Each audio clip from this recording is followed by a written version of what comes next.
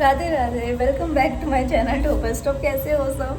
आज 18 अगस्त और शायद आज लास्ट डे है जब मैं ब्लॉग शूट कर रही हूँ। शायद कल, शायद पक्का नहीं है, शायद कल और कर लूँ क्योंकि एज़ प्रॉमिस 20 अगस्त से नो ब्लॉग शूट, क्योंकि एक महीने का मुझे ब्रेक चाहिए पूरा का पूरा इस चीज़ से। तो हाँ, मैंने जो बताना था वो ये था कि शायद कुछ दिनों में हमारा जो इंस्टा है वो भी एक्टिव हो जाएगा। जो भी लिंक्स वगैरह होंगे वो कंपनी आप लोगों के साथ चैनल पे ही शेयर कर देगी, तो आप वहाँ कनेक्ट होना चाहे तो कर सकते हैं। और एक चीज़ और कि क्या था, हाँ, आप कंपनी की डिटेल्स मांगते थे तो वो मैं डिस्क्रिप्शन बॉक्स में दे दूँगी। जो मेरी एडिटिंग करते हैं पूरा चैनल वही संभालते हैं, क्योंकि मैं तो अभी स्टेज पे नहीं हूँ कि चैनल को संभाल सकूँ, एडिटिंग कर सकूँ, वो कर सकूँ। मेरा बस काम है कि टाइम लैप्स पे करके उनको भेज देना और फिर लास्ट में वॉइस ओवर करना, जो हार्डली थोड़ा सा टाइम लेता है। हाँ, तो आज करते हैं। आज फिर देखते हैं कि मैं सोच रही हूँ कि मेंस का, और अभी क्योंकि यूपीपीसीएस का प्रीलिम्स भी पास में आ रहा है तो उसका थोड़ा सा कंटेंट आप लोगों के साथ शेयर कर दूँ ताकि आप लोगों को आसानी रहे समझने में सारी चीज़ें। तो अभी तो मैं नहाई नहीं हूँ पहले रिवीजन जो है वो चल रही थी, तो अभी वापस आते हैं नहा के और फिर अपने स्लॉट्स को शुरू करते हैं और जो जो चीज़ें डिस्कस करनी है वो डिस्कस करते हैं। तो आपने देख ही लिया होगा कि ये ब्लॉग कितना पुराना है, आई थिंक 2 महीने पुराना है ये, और जो है इस वजह से मैंने उसी टाइम के अकॉर्डिंग क्लिप शूट कर रखी थी। बट मुझे लगा कि अभी मेंस का डिस्कस करना बहुत ज़रूरी है आप सभी के कमेंट्स के, तो जितना हो सकेगा मैं इसमें डिस्कस करूँगी और मैं चाहती भी थी डिस्कस करना, तो क्लिप्स को थोड़ा इग्नोर करना प्लीज़। तो पहले शुरुआत करते हैं ऐसे के पेपर से। फर्स्ट जो ऐसे का पेपर था उसको देख के मुझे बहुत अच्छा लगा, क्योंकि मैं हमेशा आप व्लॉग में देखते थे कि मैं कहती थी कि ऐसे से मुझे डर लगता है, ऐसे शायद मैं ना लिख पाऊँ। बट जो मैंने सेक्शन ए में 4S से रिलेटेड क्वेश्चन था हमारा सस्टेनेबल डेवलपमेंट से रिलेटेड, के बाद में वो कैसे ड्रॉट्स में चेंज हो जाता है, और जो सेकंड सोशल मीडिया से रिलेटेड था। आप देखते कि मैं अपने व्लॉग्स में भी सोशल मीडिया की कितनी बात करती थी, और क्योंकि मुझे प्लांट से बहुत प्यार था तो मैं सारी चीज़ें इस तरीके की देखती रहा करती थी, पढ़ती रहती थी एडिटोरियल्स। तो इन दोनों फैक्टर्स ने मुझे बहुत हेल्प किया। मतलब आप ये कह लो कि जो ऐसे का पेपर था ना, वो सिर्फ पढ़ाई ने नहीं, जो मेरी एक जनरल अवेयरनेस थी अबाउट, क्यूरोसिटी थी चीज़ों को जानने की, उन्होंने मुझे बड़ी हेल्प करी। बट जितनी मैं खुश थी ऐसे के पेपर को देख के, और एक तो मैं आपको ये बात कहूँगी कि मैंने ना ऐसे लिखने की इतनी प्रैक्टिस नहीं की थी, जो वहाँ पे मेरे को एक माइनस पॉइंट लगा, जिसकी वजह से बाद में कॉम्प्लिकेशन भी हुई, वो भी मैं डिस्कस करूँगी आप लोगों के साथ। तो ये बात मत पीछे पड़े रहो कि रिवाइज कर ले। मुझे ऐसे का डर इतना ज़्यादा हो रहा था कि मैंने उसकी प्रैक्टिस कम करी लिखने की, मैं उसको रिवाइज ज़्यादा करती रही कंटेंट को, जिसकी वजह से शायद क्या हुआ क्या नहीं सॉरी सॉरी, मुझे खांसी हो गई है बहुत ज़्यादा। तो जब मैं घर पे आई तो मुझे सर्वाइकल एग्रीवेट हो गया। आपको याद होगा 9 महीने पहले मुझे सर्वाइकल पेन हुआ था जब मैं पीजी में रहती थी, और मैं घर आई थी और इतना सीवियर पेन था कि जब से मैं घर में आई थी बार बार डॉक्टर के पास जा रहे थे। जो कर पा रहा था, कुछ अगर पिक्स हुई तो मैं आपको दिखा दूंगी। मतलब ये हो गया था मेरे पेरेंट्स को, डॉक्टर से अपने प्रिस्क्रिप्शन पे भी लिखवा दिया था कि इसको नेक बैंड पहन के या फिर जो शोल्डर एक बेल्ट होती है वो पहन के पेपर देने दिया जाए। मेरी इतनी हालत ख़राब हो गई थी, मेरे को इतना डर लग रहा था। वो शायद इस वजह से था, फियर था या कुछ था। पर आगे बढ़ने से पहले पहले आपके लिए एक इन्फो, फिर आगे बढ़ते दिशा हैं। पब्लिकेशन ने लॉन्च किया एक new truly updated 7th edition of the compendium series combo by the Shashank Sajwan sir, जिनको को नहीं ज़्यादा, जो हमेशा हमसे हमें गाइडेंस देते हैं। ये 7 सेट ऑफ बुक्स है जिसमें कि NCERT class 6 to 12 updated material for UPSC CSC and state PCS exam prelims और मेंस दोनों के लिए। इस कॉम्बो बुक में 7 बुक है। Book 1 Indian polity governance, book 2 Indian history and culture, book 3 में ज्योग्राफी, बुक 4 इकोनॉमी, बुक 5 में general science, book 6 में इकोलॉजी एंड बुक 7 में आपको जनरल नॉलेज मिलेगी। की बेनिफिट्स इसके ये है कि 2017 से 2024 के यूपीएससी आपको प्रीवियस ईयर क्वेश्चंस मिलेंगे, स्टेट पीसीएस के भी प्रीवियस ईयर क्वेश्चंस मिलेंगे, एनसीईआरटी बेस्ड एक्सरसाइज मिलेगी ताकि आप क्लास 6 to 12 की सारी एक्सरसाइजेस को मैप कर सके। Basic and advance practice questions मिलेंगे। आप देख सकते हैं मैंने इसको पढ़ भी लिया, ये बुक बहुत अच्छी और आगे भी पढ़ते हुए देखेंगे। 2024 के chapter wise UPSC prelims MCQ है, written in an easy to grasp and lucid manner में सब कुछ दिया गया है। यूएसपी इस बुक की है कि सेल्फ एक्सप्लेनेटरी इन्फॉर्मेशन आपको दी गई है माइंड मैप्स, इन्फोग्राफिक चार्ट्स के थ्रू, और ये means chapter wise previous year question और प्रैक्टिस क्वेश्चन भी प्रोवाइड करती है, और लेटेस्ट यूपीएससी सीएससी सिलेबस और एग्जामिनेशन पैटर्न के अकॉर्डिंग इन सबको दिया गया है। बट ये जो बुक है ये कॉम्बो में अवेलेबल है, बट ट्रस्ट में ये बुक बहुत अच्छी है। मेरे पास साइंस और हिस्ट्री की बुक है, लिंक मैं इनका डिस्क्रिप्शन बॉक्स में दे रही हूँ, आप चेकआउट कर सकते हैं और आप जो है ना बहुत खुश होंगे इन बुक्स को पढ़ के। So link are in description box, you can check out. तो यार एक चीज़ और कि जैसे बहुत सारे स्टूडेंट्स पीसीएस की भी तैयारी कर रहे हैं, तो अभी देखो 2 महीने रह गए हैं पीसीएस के ना अपने। आज क्या हो रहा है, ये अपना 18 अगस्त हो रखा है, फिर सितंबर और अक्टूबर, 28 अक्टूबर को I think UP PCS prelims की डेट है ना।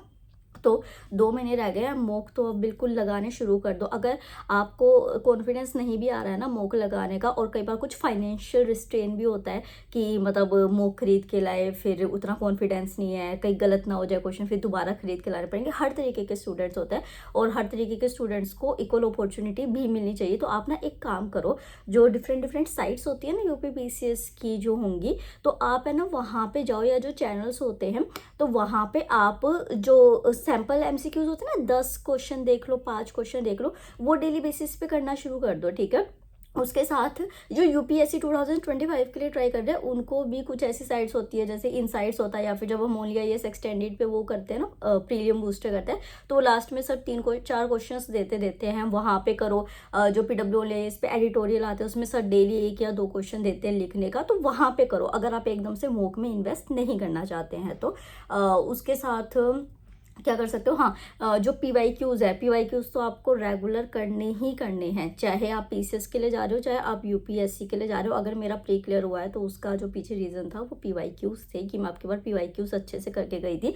और अभी जैसे मैंने आईआर रिवाइज़ किया, तो उसके बाद मेरे पास वो जो ये बुक है, काफ़ी वहाँ रखी है, अभी दिखाती हूँ, दिशा पब्लिकेशन की ये बुक है। मीन्स के मेरे पास 2 बुक है, एक तो प्री की बुक थी, उसमें पीछे ना मेन्स में अनसोल्ड क्वेश्चन दे रखे हैं, तो मैं अभी उससे कर रही हूँ, क्योंकि जो सोल्ड क्वेश्चन वाली है ना वो मैं करती थी, पर ऐसे होता है ना नजर चली जाती है आंसर पे, तो आदमी मन को नहीं रोक पाता कि अरे आंसर देख के, तो इस वजह से मैं आज अनसोल्ड वाला जो है आईआर के क्वेश्चन सारे करूंगी। तो वो आपको करने हैं, डेली बेसिस पे करने हैं। अगर कर चुके हैं तो रिवाइज करने हैं आपको अच्छे तरीके से उसको। और दृष्टि की साइट यूपीपीसीएस के लिए बहुत अच्छी है, यूपीएससी के लिए भी अच्छी है। आपका कंटेंट जो है ना वो बहुत अच्छे तरीके से कवर होता है, तो उस साइट को आप अच्छे से करो। Only IAS, PW only IAS को अच्छे से फॉलो करो। टेस्ट जो अभी मैं मेंस के दे रही हूँ ना, वो मैं 3 जगह से देख रही हूँ, एक मैं विजन से दे रही हूँ, एक फोरम आईएएस से दे रही हूँ, उसके साथ पीडब्ल्यू ओनली आईएएस का जो है मैंने वो बैच भी ले रखा है टेस्ट का, ताकि मुझे मेंटरशिप भी मिल सके, क्योंकि ऑब्वियसली कैसे करूँगी वरना, है ना। और जो मित्राज आईएएस पे फिलोसफी है मेरी, वो तो है ही, वहीं से मेरे को क्वेश्चंस भी मिलते हैं, और जो क्वेश्चन बैंक है वो भी मेरे को मिला हुआ है, वहाँ पे डिवाइस, और बीच बीच में जाके चेक करा लेना। तो इस तरीके से हो रहा है यूपीपीसीएस के लिए। और मैं क्या बताऊँ, जो यूपीएससी की बुक्स है सारी वही करनी है, घटना चक्र आपको ज़रूर करनी है, अच्छे से करनी है, क्योंकि आपके सारे स्टेट जो है वो कवर हो जाएंगे उसमें, बहुत ईजिली तरीके से हो जाएंगे।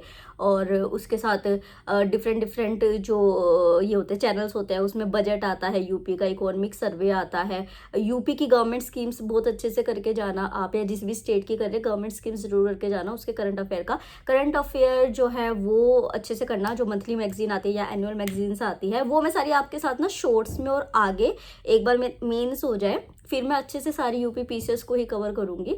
पर अभी 1 महीना आपको रुकना पड़ेगा उसके लिए, ऑब्वियसली, है ना।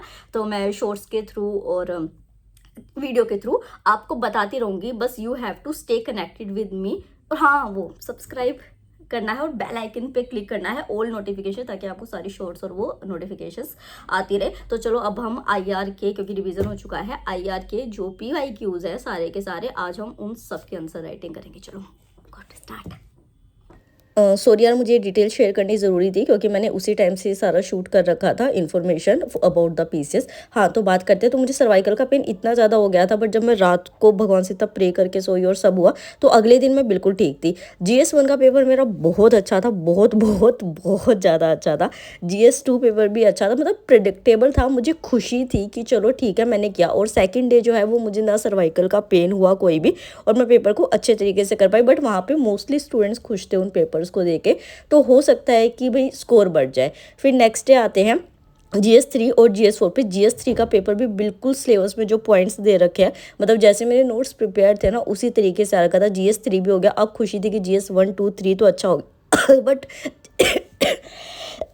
सॉरी, GS4 का क्या, तो GS4 में यार इतना टाइम कंज्यूमिंग वो पेपर था, इतने लंबे लंबे पेपर थे वो। मतलब आप ये देखो 3 दिन से आप एग्ज़ाम दे रहे हो, आपके सामने जब इतने लेंथी क्वेश्चंस आए, वो भी एथिक्स के। मतलब मैं एथिक्स को अपना बहुत स्ट्रॉन्ग पॉइंट मानती थी, मैं कितना पढ़ती भी थी आप सभी को पता है। बट वहाँ जाके यार आपका दिमाग नंब हो जाता है बिल्कुल, क्योंकि आपको उस चीज़ को डिकोड करना है ना। GS4 को एक तरीके से आपसे पूछा गया है चीज़ों को। तो उस वजह से एथिक्स के पेपर में मुझे थोड़ी दिक्कतें हुई। देखो यहाँ पे ना मैं बस मोटा मोटा आपसे शेयर कर रही हूँ, क्योंकि ये व्लॉग उस तरीके से शूट नहीं था। और उसके बाद अगर मैं बात करूँ जो कंपलसरी पेपर होते हैं, तो इंग्लिश का पेपर मेरा अच्छा हुआ था। हिंदी में अगेन प्रॉब्लम हुई, क्योंकि मेरी हिंदी लिखनी मैं भूल चुकी थी, मतलब कि आदत छूट चुकी थी, इसकी वजह से मुझे हाथ में बहुत दर्द हुआ। मैंने पेपर अटैम्प्ट किया पूरा, बट नहीं, सेटिस्फाई नहीं हुई मैं उस हिंदी के पेपर से, क्योंकि हाथ में इतना दर्द हो रहा था, मैं लिख ही नहीं पा रही थी हिंदी को अच्छे तरीके से। ये मेरा बहुत माइनस पॉइंट था। और ऑप्शनल का मैं अगले ब्लॉग में डिस्कस करूँगी, क्योंकि हर किसी का ऑप्शनल सेम नहीं होता है, ठीक है। तो ओवरऑल मेरी जो गलतियाँ रही वो मैं आगे किसी अपकमिंग व्लॉग में होंगी। और बट अगर मैं एक क्रक्स बताऊं आपको, तो मेरा एग्ज़ाम अच्छा हुआ है।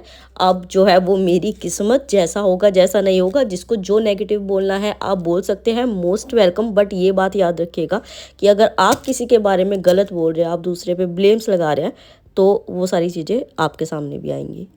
सो I am going for nap, क्योंकि कल रात को ना मैं पौने तीन बजे तक पढ़ रही थी, और मेरे को ना अब यहाँ दर्द सा शुरू हो गया। हालांकि जो मैं चैंटिंग करती हूँ ना, और जैसे भजन सुनती हूँ जब मेरे को ब्रेक होता है, तो उससे मेरा माइग्रेन बहुत दूर हो गया है। बट अभी मुझे थोड़ा थोड़ा ऐसे वोमिट जैसा लगने लगा, पता नहीं क्यों, खाने के बाद, और सिर दर्द हो रहा है।